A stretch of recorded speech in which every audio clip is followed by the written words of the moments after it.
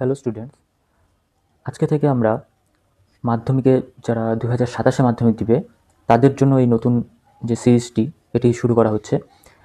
এই সিরিজটিতে আমি একদম ফার্স্ট চ্যাপ্টার থেকে শুরু করে জৈব রসায়ন অর্থাৎ একদম শেষ চ্যাপ্টার পর্যন্ত প্রত্যেকটি ভিডিও পরপর এনে যাব।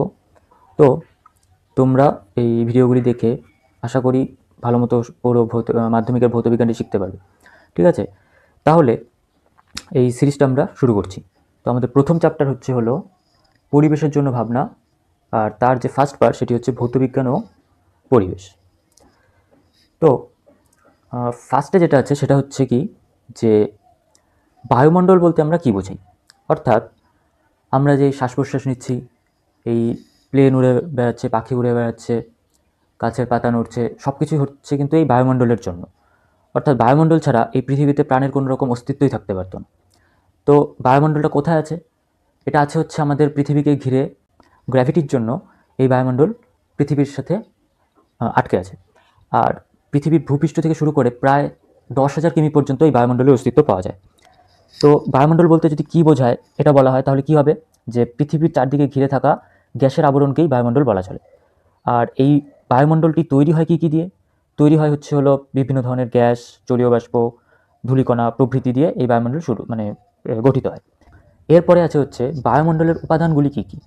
বায়ুমণ্ডলের উপাদানগুলি হলো, এক নম্বর হলো নাইট্রোজেন, যেটা সবচেয়ে বেশি পরিমাণে থাকে, প্রায় 78%। সেকেন্ড নম্বরে কে থাকে? অক্সিজেন, তা থাকে কত? 21%। থার্ড নম্বরে হচ্ছে আর্গন, যেটা থাকে প্রায় 0.93%। তারপরে যেটা থাকে সেটা হলো কার্বন ডাইঅক্সাইড। কার্বন ডাইঅক্সাইড থাকে 0.4 বা 0.03%, 0.04 বা 0.03% হচ্ছে কার্বন ডাইঅক্সাইড গ্যাস থাকে। তারপরে এছাড়া আর কিছু উপাদান থাকে, সেগুলি কি? সেগুলি হলো যেমন জলীয় বাষ্প খুবই কম পরিমাণে থাকে, এবং সেটি ওই ঋতুভেদে বা অবস্থান ভেদে এর পরিমাণ কোথাও বাড়ে কোথাও কমে। যেমন রাজস্থান, এই জায়গা কি একটি খুব শুষ্ক অঞ্চল, এখানে কি হবে, এখানে জলীয় বাষ্পের পরিমাণ খুবই কম থাকবে। আবার যদি আমি যাই মৌসিনরাম বা চেরাপুঞ্জি, এসব জায়গায় কি প্রচুর বৃষ্টিপাত হয়, তো এইসব জায়গায় বা জলীয় বাষ্পের পরিমাণ একটু বেশি থাকবে। তো আমরা এখানে ধরে নিতে পারি যে 0.3% থেকে 4%-এর মতো জলীয় বাষ্প বায়ুমণ্ডলে থাকে। এছাড়া কি থাকে? অতি সামান্য পরিমাণে ওজোন গ্যাস থাকে। আর তাছাড়া যেসব উপাদানগুলি থাকে সেগুলি হচ্ছে ধূলিকণা এবং অন্যান্য গ্যাস, যেমন নিয়ন, হিলিয়াম, মিথেন, ক্রিপ্টন ইত্যাদি এই বায়ুমণ্ডলে অবস্থান করে। এরপরে আছে বায়ুমণ্ডলের উপযোগিতাগুলি কী কী। বায়ুমণ্ডলের উপযোগিতাগুলি হলো যেমন জীবন ধারণে সহায়ক, অর্থাৎ প্রাণীরা যত শ্বাস প্রশ্বাস নিচ্ছে, যত ধরনের প্রাণী পৃথিবীতে আছে, সবাই শ্বাস প্রশ্বাস নিতে পারছে কিসের দ্বারা? এই বায়ুমণ্ডলের দ্বারাই। তারপরে কি? পৃথিবীর তাপমাত্রা নিয়ন্ত্রণ, অর্থাৎ বায়ুর জন্যই বায়ুমণ্ডল যদি প্রবাহিত না হতো তাহলে কোথাও হঠাৎ করে খুব বেশি গরম হতো, কোথাও কি হতো খুব বেশি ঠান্ডা হয়ে যেত।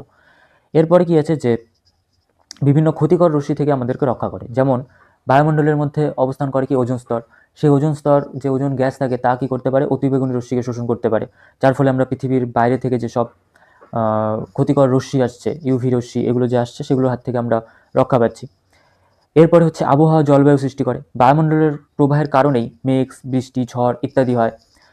তারপরে উল্কাপিণ্ড থেকে সুরক্ষা। বায়ুমণ্ডলে এসেই উল্কাপিণ্ডগুলি পুড়ে যায়, যদি বায়ুমণ্ডল না থাকতো সরাসরি উল্কাপিণ্ডগুলি পৃথিবীতে আসতো।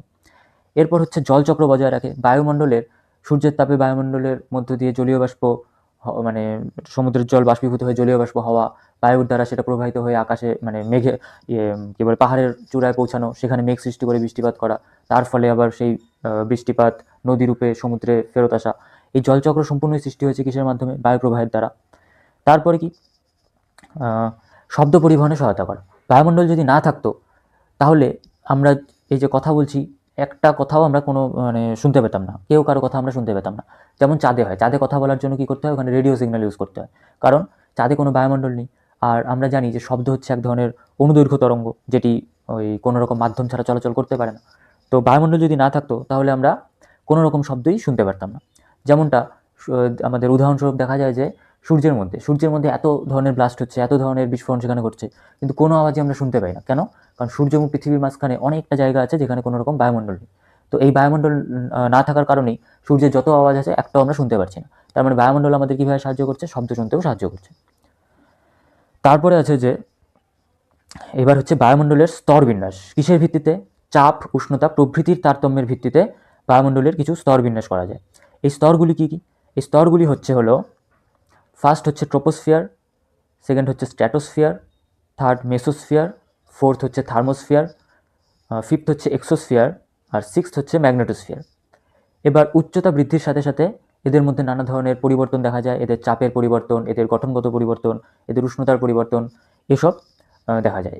এবার আমরা একে একে প্রত্যেকটি যে স্তর আছে সে সম্বন্ধে শিখব। আর এই স্তরগুলি থেকেই মানে আমাদের শর্ট কোশ্চেন খুব বেশি পরিমাণে আসে, কারণ প্রত্যেকটি স্তরে এক এক ধরনের বৈশিষ্ট্য থাকে, যে বৈশিষ্ট্যগুলোর উপর নির্ভর করে বিভিন্ন শর্ট কোশ্চেন তৈরি করা হয়। ঠিক আছে, আমাদের প্রথম স্তর যেটা আছে সেটা হলো ট্রপোস্ফিয়ার। এবার ট্রপোস্ফিয়ার কি? আমাদের বায়ুমণ্ডলে একদম ভূপৃষ্ঠের সঙ্গে যুক্ত যে স্তরটি আছে সেটিকে বলা হয় হচ্ছে ট্রপোস্ফিয়ার, অর্থাৎ বায়ুমণ্ডলের সবচেয়ে নিচের স্তর হলো এটা। এই স্তরে যত ধরনের ধূলিকণা, জলীয় বাষ্প বা জীবজগৎ যদি বলি, সম্পূর্ণ এই স্তরের উপরেই বেশিরভাগটা নির্ভর করছে। প্রায় বায়ুমণ্ডলের মোট ভরের 75 থেকে 80% এই স্তরে অবস্থান করে, আর জীবজগতেরও প্রায় 99%ই এই স্তরের মধ্যেই অবস্থান করে। তো এই স্তরটিকে বলা হলো ট্রপোস্ফিয়ার। এই ট্রপোস্ফিয়ারের গঠনগুলি কী কী? গঠনগুলির মধ্যে আছে হচ্ছে গ্যাসীয় গঠনে কি?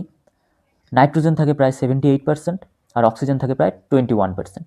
তাছাড়া কি থাকে? এখানে কার্বন ডাইঅক্সাইড, আর্গন ইত্যাদি অল্প পরিমাণে ওই গ্যাসগুলি এখানে দেখা যায়। এছাড়া জলীয় বাষ্প, তারপর ধূলিকণা প্রভৃতি, বায়ুদূষক গ্যাস প্রভৃতি, যে মানে বায়ুদূষক পদার্থগুলি প্রভৃতি সব কিছুই এই স্তরেই সবচেয়ে বেশি পরিমাণে দেখা যায়। আর সব ওপরের স্তরগুলি যেহেতু এই স্তরটির ওপর চাপ সৃষ্টি করছে, অর্থাৎ এটা হচ্ছে আমাদের ট্রোপোস্ফিয়ার, আর বাকি স্তরগুলি এইভাবে আছে, আর এটা যদি আমাদের পৃথিবী হয়, আর্থ হয়, তাহলে এই ফার্স্ট স্তরটা হলো ট্রোপোস্ফিয়ার। এবার এই ট্রোপোস্ফিয়ারের মধ্যে কি হচ্ছে? সবগুলো স্তর উপর থেকে চাপ দিচ্ছে, তার ফলে কি হচ্ছে? এখানকার অণুপরমাণুগুলির এক জায়গায় হচ্ছে বেশি, তার জন্য এখানে ঘনত্বও সর্বাধিক হচ্ছে, এবং বায়ুমণ্ডলের যত চাপ আছে সর্বোচ্চ চাপ এই স্তরেই দেখা যাচ্ছে। ঠিক আছে, তো এই স্তরের সম্বন্ধে আরও কিছু আমরা এর পরের স্লাইডগুলিতে দেখতে পাবো। এবার যেটা বলছে যে জলীয় বাষ্প ও কণিকা, বায়ুমণ্ডলের প্রায় 99% জলীয় বাষ্প এই স্তরে অবস্থান করে। প্রায় 99% জলীয় বাষ্প এই স্তরেই অবস্থান করে। এছাড়া ধূলিকণা, লবণকণা, ধোঁয়া, পরাগরেণু প্রভৃতি এখানেই অবস্থান করে। এর ফলাফলস্বরূপ কী হয়? এখানে মেঘ সৃষ্টি হয়, বৃষ্টি, তুষারপাত প্রভৃতি এই স্তরের মধ্যেই সম্ভব হয়। এবার এই ট্রোপোস্ফিয়ারের বিস্তৃতি কতটুকু হয়? ট্রোপোস্ফিয়ারের বিস্তৃতি ভূপৃষ্ঠ থেকে প্রায় নিরক্ষীয় অঞ্চলে 16 থেকে 18 কিমির মতো হয়, আর মেরু অঞ্চলে কি হয়? 8 কিমির মতো, আর যেগুলো মধ্য অক্ষাংশ অর্থাৎ 23.5 ডিগ্রি, 66 ডিগ্রি, এখানে প্রায় 10 থেকে 12 কিমির মতো থাকে। এটা কেন হয় যে ট্রোপোস্ফিয়ার নিরক্ষীয় অঞ্চলে একটু বেশি বিস্তৃত, আবার মেরু অঞ্চলে একটু কম বিস্তৃত, আবার মধ্য অক্ষাংশে এই মধ্যম মানে বিস্তৃত? এর কারণটা কি? এর কারণটা হলো এটা যদি আমাদের পৃথিবী হয়, তাহলে আমাদের পৃথিবী কি করছে? এই নিরক্ষরেখা বরাবর, এটা হচ্ছে নিরক্ষরেখা, এই বরাবর ঘুরছে পৃথিবী। ঠিক আছে, অর্থাৎ এটা হচ্ছে আমাদের অক্ষ, এই অক্ষকে কেন্দ্র করে পৃথিবী ঘুরছে। এর ফলে কি হয়? এর ফলে হয় যে পৃথিবীর বায়ুমণ্ডলটি এইরকম আকার ধারণ করে। কেন? কারণ যেহেতু এই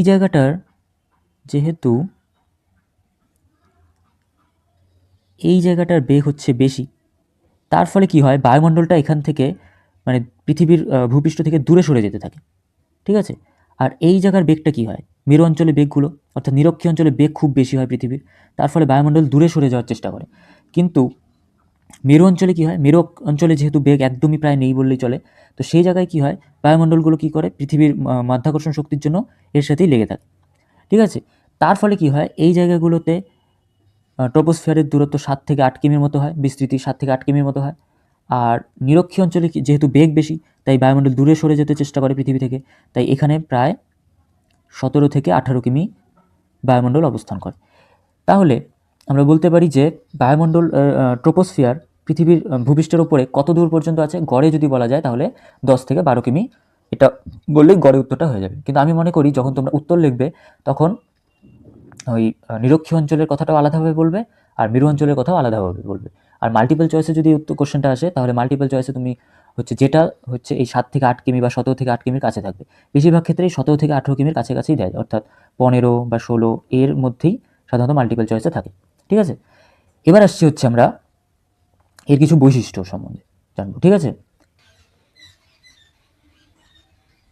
এই যে এটা হচ্ছে আমাদের পৃথিবী, এটা যদি হয় আমাদের ট্রোপোস্ফিয়ার, এর উপরে কি হয়, আরেকটা স্তর থাকে, এরকম স্তর বললে ভুল হবে, মানে একটা ছোট জায়গা থাকে যেটা 3 কিমির মতো বিস্তৃত হয়, ট্রোপোস্ফিয়ারের উপরে 3 কিমির মতো বিস্তৃত হয়। এই অংশটিকে বলা হয় হচ্ছে হলো ট্রপোপজ,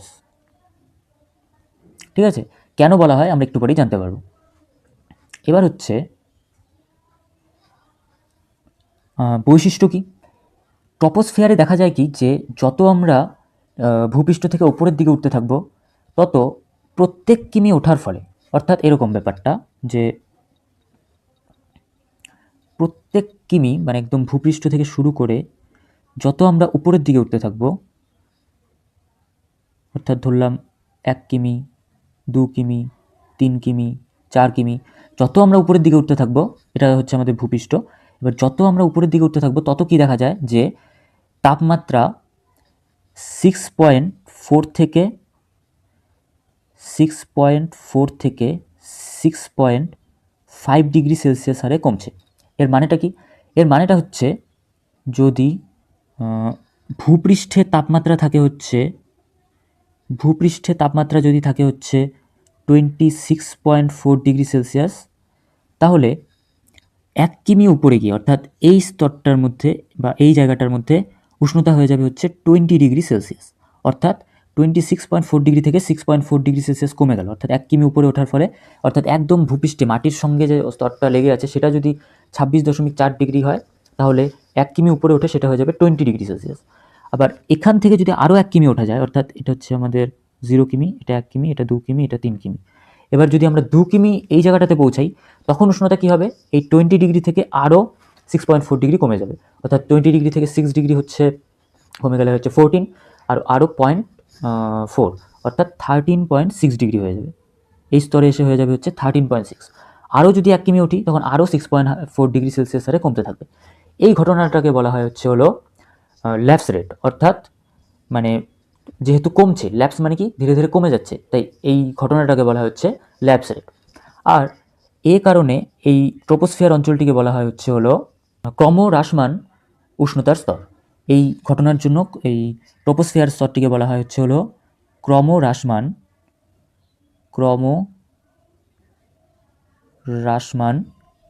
উষ্ণতার স্তর, অর্থাৎ যেহেতু ধীরে ধীরে উষ্ণতা কমছে। আর এই উষ্ণতার কমে যাওয়ার ঘটনাটাকে বলা হচ্ছে হলো স্বাভাবিক ল্যাপস রেট বা নর্মাল ল্যাপস রেট। বোঝা গেল জিনিসটা? এই কোশ্চেনটা কিন্তু খুব আসে যে স্বাভাবিক ল্যাপস রেট কোন স্তরে দেখা যায়, সেটি কী হবে, সেটি হবে হচ্ছে হলো ট্রোপোস্ফিয়ার স্তরে। এইবার এই উষ্ণতা যে কমতে থাকলো, এই উষ্ণতা কমতে কমতে কী হবে, যখন একদম ট্রোপোস্ফিয়ারের শেষ সীমা অর্থাৎ ট্রোপোপজে চলে আসবে, তখন দেখা যাবে কি এই উষ্ণতা আর কমছে না। অর্থাৎ এই ট্রোপোপজের ঘটনা এখন আমরা বলবো কি, যে একদম যখন আমরা লাস্ট সীমায় চলে আসব, ধরি যে এখান থেকে শুরু হচ্ছে আমাদের স্ট্র্যাটোস্ফিয়ার, তাহলে এই যে লাস্ট সীমা হবে, এইখানে যে লাস্ট সীমাটা হবে, সেই সীমাটার বিস্তৃতি কতটুকু হয়, প্রায় 3 কিমির মতো বিস্তৃতি হয়। এই 3 কিমির মতো জায়গাটা যে আছে, সেখানে কি হয়, 1 কিমি ওঠার ফলে না তাপমাত্রা কমে না তাপমাত্রা বাড়ে, বাড়া তো প্রশ্নই নেই, তাপমাত্রা কমেও না, অর্থাৎ এখানে তাপমাত্রা একদম সেম থাকে। অর্থাৎ যদি লাস্ট এসে মানে ট্রোপোস্ফিয়ার একদম শেষ সীমায় এসে উষ্ণতা যদি -56 ডিগ্রি সেলসিয়াস হয়ে যায়, তো এই ট্রোপোপজে কী হবে, 56 ডিগ্রি সেলসিয়াস করেই থাকবে, অর্থাৎ উষ্ণতা কমবেও না বাড়বেও না। তো এর জন্য যেহেতু উষ্ণতার কোনো বাড়া বা কমা কোনোটাই হয় না, অর্থাৎ এখানে একটা পজ সৃষ্টি হয়, তাই এই জায়গাটিকে বলা হচ্ছে হলো ট্রপোপজ। আর এখানে আরেকটা যেটা বলার ছিল যে ট্রপোস্ফিয়ারের শেষ যে সীমা, সেখানে উষ্ণতা কত দাঁড়ায়, সেখানে উষ্ণতা দাঁড়ায় হচ্ছে -56 ডিগ্রি সেলসিয়াস। আর ট্রপোস্ফিয়ারের নিম্ন সীমা উষ্ণতা কত হয়, সেটা আমাদের পরিবেশে যেদিন গরমকালে একটু বেশি থাকে, শীতকালে ঠান্ডা থাকে, এরকম থাকে, কিন্তু একদম শেষ সীমায় গিয়ে উষ্ণতা দাঁড়ায় হচ্ছে -56 ডিগ্রি সেলসিয়াস। এবার হচ্ছে হ্যাঁ, চাপ ও ঘনত্বের কথা তো আগেই বলেছি যে ট্রপোস্ফিয়ারে কী হয়, চাপ সবচেয়ে বেশি থাকে, আর যত উপরের দিকে যাওয়া যায় তত চাপ হচ্ছে কমতে থাকে। অর্থাৎ পাহাড়ের উপরে কী হয়, চাপ কমে যায়, কারণ যত উপরে যাব তত বায়ুর ঘনত্ব কমবে, এবার ঘনত্ব কমার সাথে সাথে কী হবে, চাপটাও কমতে থাকবে, ঠিক আছে? এর ফলে এর পরে যেটা আছে সেটা হচ্ছে বায়ুপ্রবাহ ও শক্তিশালী গতিশীলতা, অর্থাৎ এই স্তরেই একমাত্র বায়ুপ্রবাহ দেখা যায়। এবং খুব বেশি বেগে বায়ু এই স্তরেই প্রবাহিত হতে পারে, যার জন্য এই স্তরের অপর নাম দেওয়া হয় হচ্ছে হলো ক্ষুব্ধমণ্ডল। অর্থাৎ এই স্তরটা রাগী অবস্থায় থাকে। ক্ষুব্ধ মানে কি? রাগ করা। যেহেতু এখানে ঝড় বৃষ্টি, মেঘ, বজ্রপাত প্রভৃতি দেখা যায়, তাই এই স্তরটিকে ক্ষুব্ধমণ্ডল নাম দেওয়া হয়। আর এই স্তরে এক ধরনের এই স্তরে যে মেঘটা হয়, অর্থাৎ যার জন্য বৃষ্টিপাত এগুলো হয়, সেটা হচ্ছে কিউমুলোনিম্বাস মেঘ। অর্থাৎ যদি কোশ্চেন আসে কিউমুলোনিম্বাস মেঘ কোথায় দেখা যায়, সেটি হবে এই ট্রপোস্ফিয়ারে দেখা যায়। এরপরে আছে হচ্ছে, হ্যাঁ, এখানে হচ্ছে আমার প্রত্যেকটা একদম ভালো মতো স্তরগুলো দেওয়া আছে। একদম ফার্স্ট স্তর হচ্ছে হলো 0 থেকে 12 কিমি ধরা হয় গড়ে, সেটি হচ্ছে ট্রপোস্ফিয়ার। এরপরে কি আসে, সেটা হচ্ছে 12 থেকে 50 কিমি, সেটা হচ্ছে হলো স্ট্র্যাটোস্ফিয়ার। তারপরে 50 থেকে 85 কিমি আসে হচ্ছে হলো মেসোস্ফিয়ার।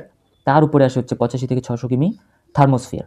আর তারপরে হচ্ছে 600 থেকে, এটা 1000 কিমি হবে না, এটা একটু 10,000 এখানে হবে না, এখানে এটা হচ্ছে প্রায় 5-6 হাজারের মতো হয়। তার উপরে আসে হচ্ছে হলো ম্যাগনেটোস্ফিয়ার, যেটি 10,000 কিমি বা তারও উপরে চলে যায়। ঠিক আছে, তো এখানেই হচ্ছে আমাদের এই ভিডিওটি আমি শেষ করছি, যেটা হচ্ছে ট্রপোস্ফিয়ার স্তর পর্যন্ত আমাদের পড়া হলো। এর পরের ভিডিওতে আমরা স্ট্র্যাটোস্ফিয়ার, তারপরে মেসোস্ফিয়ার, এভাবে একে একে প্রত্যেকটি শেষ করব। ঠিক আছে, তো যদি ভিডিওটি ভালো লাগে তো একটি লাইক করে দিও, আর চ্যানেলটি সাবস্ক্রাইব করে দিও।